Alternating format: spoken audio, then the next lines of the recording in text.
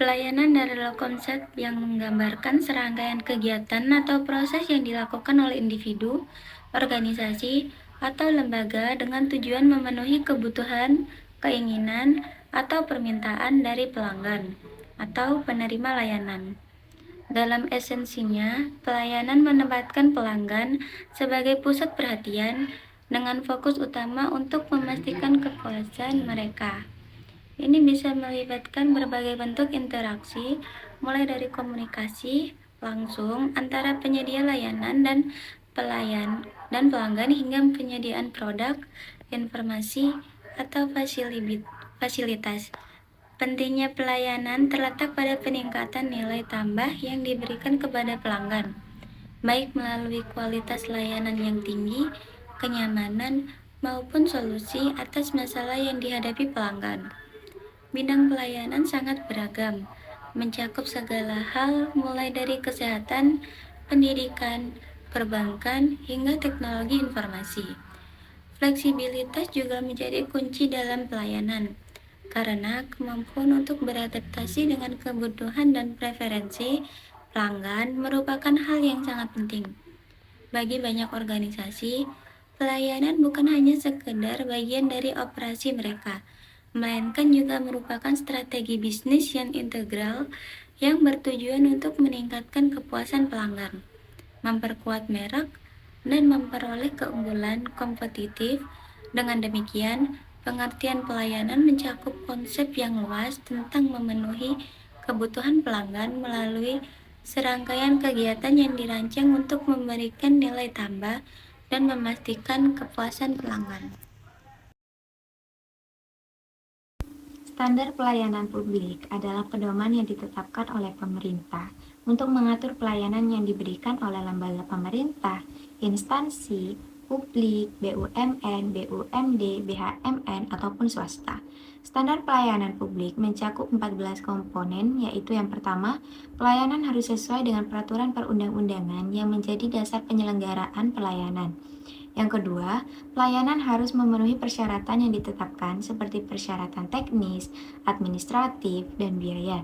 Ketiga, pelayanan harus memenuhi syarat yang ditetapkan seperti syarat kesehatan, syarat pendidikan, dan syarat yang terkait dengan jenis pelayanan.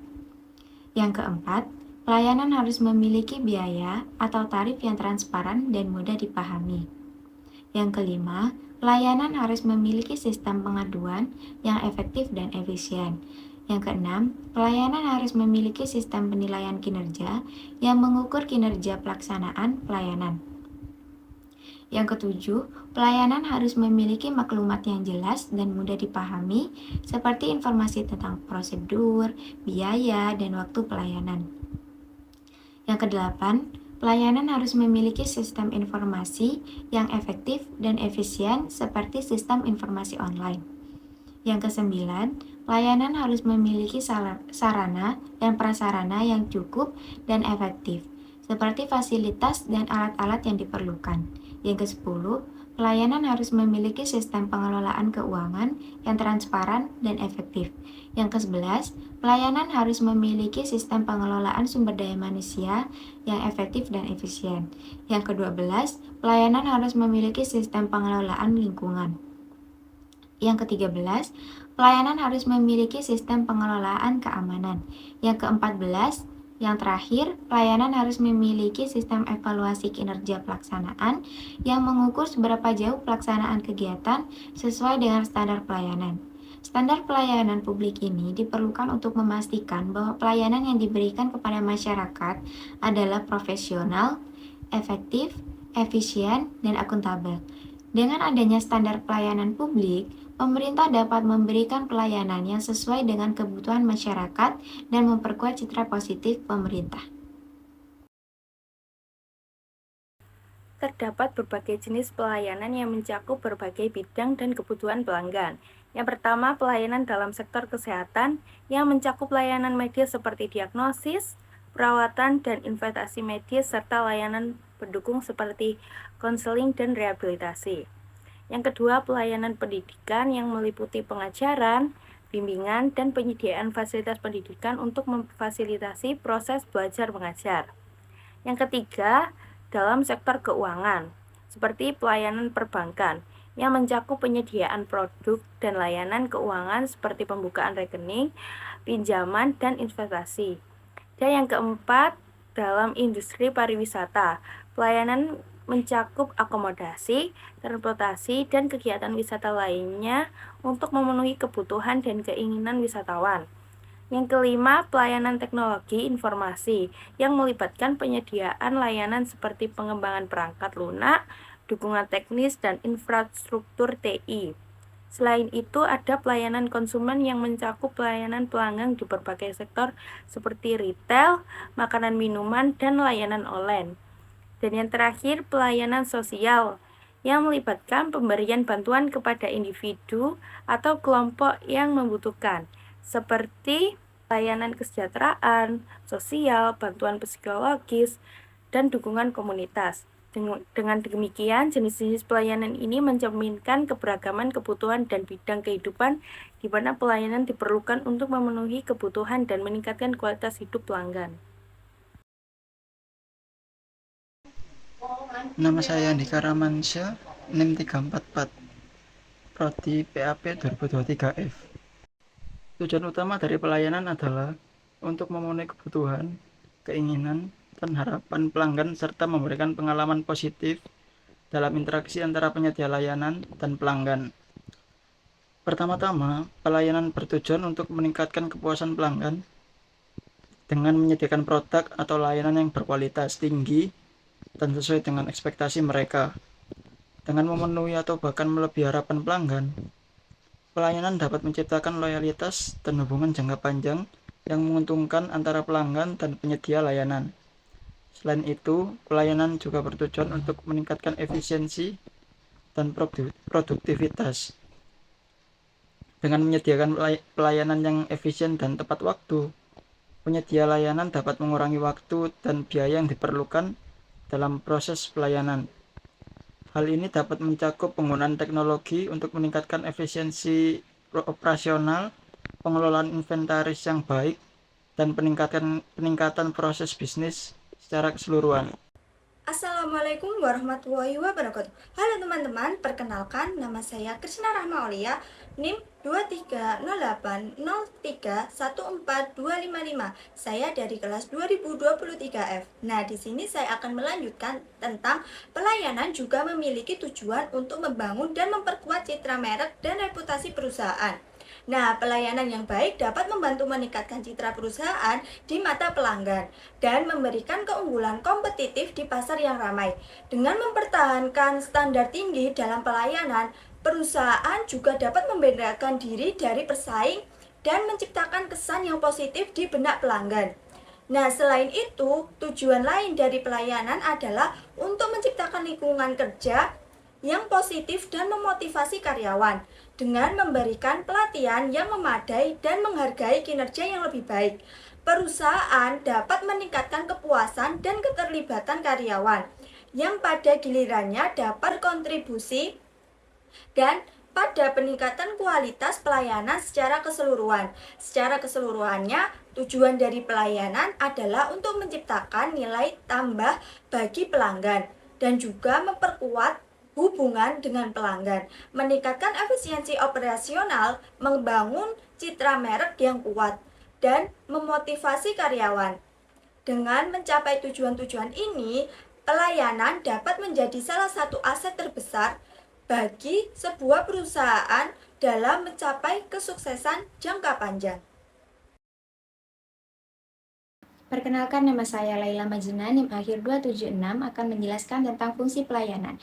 Fungsi pelayanan dalam konteks bisnis dan organisasi sangatlah penting dan kompleks. Pelayanan tidak hanya berperan dalam memenuhi kebutuhan praktis pelanggan, tetapi juga memiliki dampak yang signifikan terhadap citra merek, loyalitas pelanggan, dan efisiensi operasional perusahaan.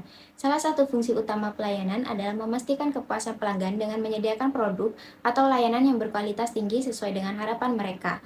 Melalui pengalaman positif ini, pelayanan membantu membangun loyalitas pelanggan yang kuat yang menjadi aset berharga bagi pertumbuhan jangka panjang perusahaan. Selain itu, pelayanan juga berperan dalam menciptakan nilai tambah bagi pelanggan dengan menyediakan solusi atas masalah yang dihadapi atau dengan memberikan pengalaman yang unik dan berkesan.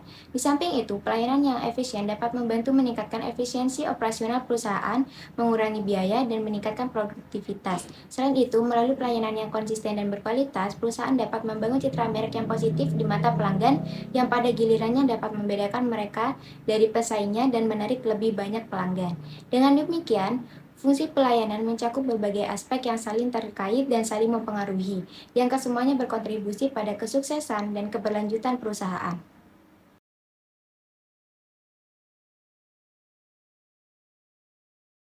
Selamat datang di Bank Syariah Indonesia. Selamat siang Ibu. Ada yang bisa saya bantu? Selamat siang Pak, saya ingin ke customer service. Baik, kalau boleh tahu untuk keperluan apa ya Ibu? Mau buka rekening atau mau buka blokir kartu? Iya Bapak, saya ingin membuka rekening. Baik Ibu, ini nomor antriannya, mohon ditunggu. Baik Bapak, terima kasih. Antrian selanjutnya, silakan. Silakan duduk. Selamat siang Mbak. Mohon maaf sudah menunggu lama. Perkenalkan, saya Diva Permata Rahma sebagai customer service. Bolehkah saya tahu dengan nama Ibu? Saya dengan Ibu Nana. Baik, Ibu Nana, ada yang bisa saya bantu? Saya mau buka rekening tabungan Mbak, untuk syaratnya apa aja ya? Baik, Ibu Nana ingin membuka rekening tabungan ya? Apakah sebelumnya Ibu sudah mempunyai rekening tabungan dari Bank BSI? Belum Mbak. Baik, untuk rekeningnya dengan mata uang dolar atau rupiah, Ibu? Rupiah aja Mbak. Baik, Ibu Nana, izinkan kami memperkenalkan produk dari bank kami. Saya minta waktunya sebentar, boleh? Oh iya, boleh Mbak. Kami memiliki 3 produk tabungan. Yang pertama, ada tabungan Simpeda, yang kedua ada tabungan Monas, dan yang ketiga ada tabungan program pemerintahan, yaitu tabunganku. Hanya dengan 250, Ibu Nana sudah bisa membuka rekening tabungan Monas. Untuk setoran tunai berikutnya, minimal 50.000, bisa melakukan secara online di seluruh cabang, sedangkan untuk tabungan Simpeda, minimal setoran awal adalah 50.000, dan tabunganku setoran awal minimal 20.000. Saya mau buka tabungan Simpeda aja Mbak. Baik, Ibu Nana ingin membuka tabungan Simpeda ya? Mohon terlebih dahulu Ibu mengisi formulir pembukaan tabungan, dan bolehkah saya meminjam kartu identitas Ibu seperti KTP? Oh iya, boleh Mbak. Baik, Ibu Nana, saya akan fotokopi KTP-nya terlebih dahulu. Mohon ditunggu sebentar. Baik Mbak. Baik, terima kasih Ibu Nana. Mohon ditunggu sebentar, saya akan proses datanya. Terima kasih Ibu Nana sudah menunggu, proses pembukaan tabungan sudah selesai. Mohon Ibu tanda tangan terlebih dahulu. Baik Mbak. Baik Ibu, ini tabungan Ibu. Silakan Ibu melakukan setoran awal di teller dengan mengisi informasi setoran awal terlebih dahulu. Bagaimana Ibu? Apa ada yang bisa saya bantu lagi? Nggak ada, terima kasih Mbak. Terima kasih Bu Nana sudah mengunjungi Bank BSI. Selamat siang, senang bertemu dengan Anda. Selamat pagi, selamat datang di Rumah Sakit Mitra Abadi. Sebelumnya perkenalkan, nama saya Laila Majena. Ada yang bisa saya bantu, Ibu? Selamat pagi Bu, saya mau pergi ke Polimata. Sebelumnya apakah pernah berobat di sini, Bu? Belum Bu, saya belum pernah berobat di sini. Baik, mohon bantuannya untuk mengisi data terlebih dahulu ya. Dengan Ibu siapa dan alamatnya di mana? Saya Bu Krisna Rahma Aulia, alamat saya di Ketintang, Surabaya. Untuk jadwal Polimata hari ini ada di jam 10 pagi dan jam 2 siang nanti dengan Dr. Rosida. Apakah Ibu berkenan? Baik Bu, saya ambil pukul 10 ya. Saya proses pendaftarannya ya Ibu, mohon ditunggu. Terima kasih sudah menunggu, pendaftarannya sudah kami proses. Polimata jam 10 pagi dengan Dr. Roshida atas nama Ibu Krisna Rama Aulia, alamatnya Ketintang Surabaya dengan nomor antrian nomor 8 ya Ibu. Terima kasih ya Bu atas pelayanannya. Sama-sama Ibu, semoga cepat sembuh.